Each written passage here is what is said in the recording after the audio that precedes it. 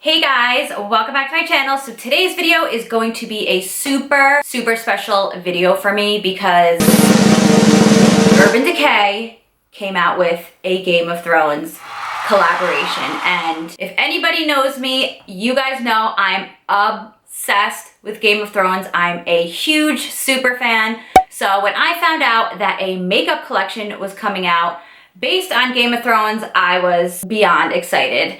I did only get the palette from the collection. I did want to get the entire vault. I honestly really didn't have the extra $260 to spend on it, and the collection sold out so fast. Everything was sold out except the palette, so luckily I was able to grab this, and this was pretty much the most important thing that I did want from the collection anyway. But yeah, I'm so obsessed with Game of Thrones. I've probably watched the whole series like 3 times.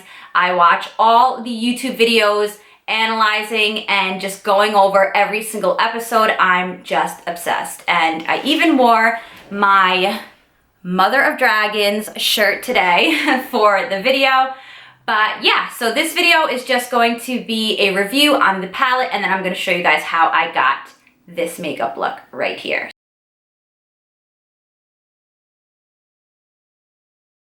So this is what the packaging looks like. A lot of people I saw were complaining about it being too bulky.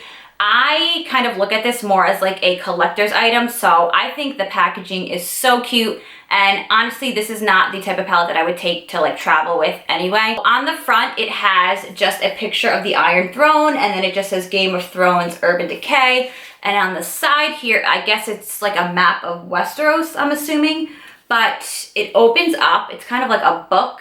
It opens up, it's got a mirror, which I think is a huge plus on any makeup palette. And then right on this side, it has a quote from Daenerys, and it says, Lannister, Targaryen, Baratheon, Stark, Tyrell, they're all just spokes on a wheel. This one's on top, then that one's on top, and on it spins, crushing those on the ground. And then it flips up.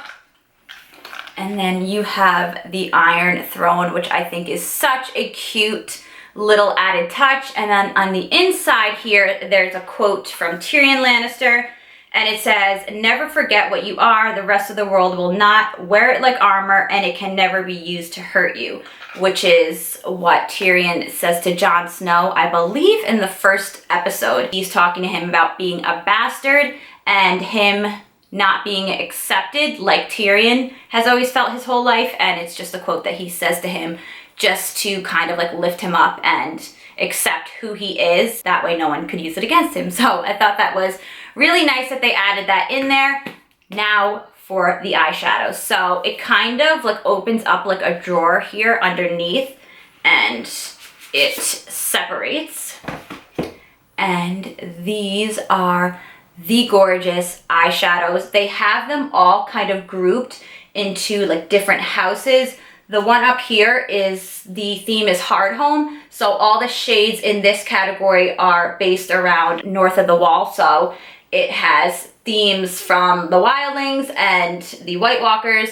This one is Winterfell. This one is based around the Stark family. This one is King's Landing. It is based around the Lannisters. And then the one at the bottom is called Bay of Dragons. And all these shades are based around the Targaryen house and Daenerys. I'm going to swatch all of these on my arms to show you guys what they look like. And then I'm going to show you guys a little demonstration of how I got this eye look.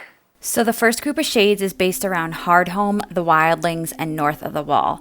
The main shade is called Hard Home, and it's a sheer pale pink with sparkle. Then there's Take the Black, which is the vow that the men of the Night's Watch take, and it's a true black shade with flecks of silver glitter in it. It actually reminds me a lot of an eyeshadow from MAC. It's called Black Tide, that I literally used to wear all the time in high school. Then there's White Walker, which is pretty fitting. It's an iridescent, frosty, icy blue shade. And then there's Frozen North, a metallic dark blue teal. And then lastly, there is Free Folk, and that's what the Wildlings call themselves because they don't fall under the same ruling as the rest of Westeros, and that color is a frosty silver shade. Then we have Winterfell, which is the home of the Starks, and it's definitely my favorite.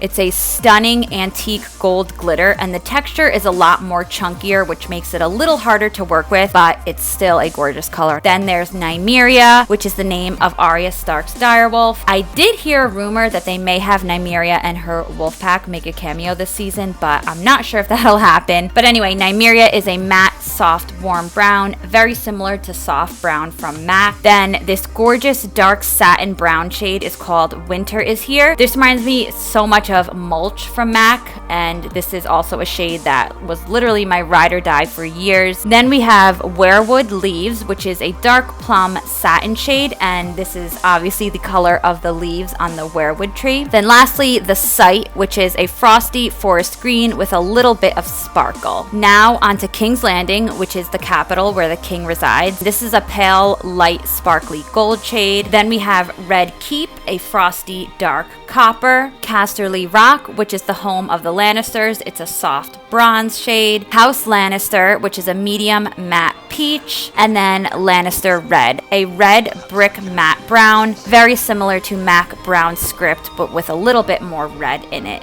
Then lastly, at the bottom, we have the shades that relate to Daenerys. And the first main shade of this group is called Bay of Dragons, and it's an iridescent pink duochrome, very similar in texture to the shade Hardhome. Then there's Stormborn, a sparkly light purple. House Targaryen, which is a metallic true medium gold. Dothraki, an homage to Daenerys' late husband Khal Drogo, and this shade is a light yellow gold. Then lastly, we have Bend the Knee, one of her favorite phrases to say, and this shade is a lavender duochrome. The first shade I'm starting off with is House Lannister, and with a Morphe M433 brush, I'm just putting that all over my crease as the first transition. With the same brush, I'm going in with the shade Nymeria because I just wanted something a little darker for this look, but I just want to say I love the direwolves, and I'm so glad that Ghost made it through the Battle of Winterfell, and I will literally die if they kill him off. I don't care who they kill, but please don't hurt the direwolves or the dragons. I literally sobbed every time a direwolf died and when Viserion died. Then I'm taking the shade Lannister Red, and I'm just swiping that into my lower crease a little bit below the first transition, just to deepen up the crease and give the look a little bit more definition.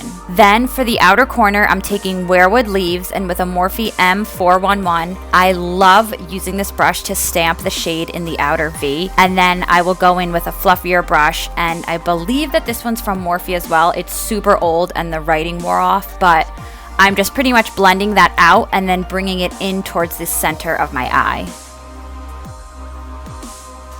For my lid color, I'm taking Winterfell, which is my favorite color of this entire palette. And initially, I used a wet MAC 242 brush, but for some reason, it didn't apply as well as it did dry. So you'll see that it didn't really apply that well here. So I do go in with a dry Anastasia brush. These are the little brushes that come in the palettes, and I just think they are amazing. I use them all the time. So I'm pretty much just pressing that on top of my lid, just going over everything, and you'll see that it definitely does apply a lot better. Then I'm going back in just to make sure everything is still blended evenly, and you'll see that I do go over everything a lot. I go back in with the outer V corner just to like deepen everything up and just to define the look a little bit better, but I do that a lot. I tend to go back in and just like deepen everything up.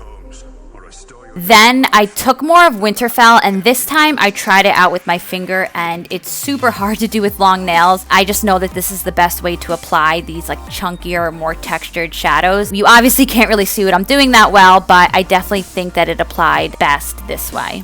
Then of course, just going over everything again, just to deepen everything up, like I said.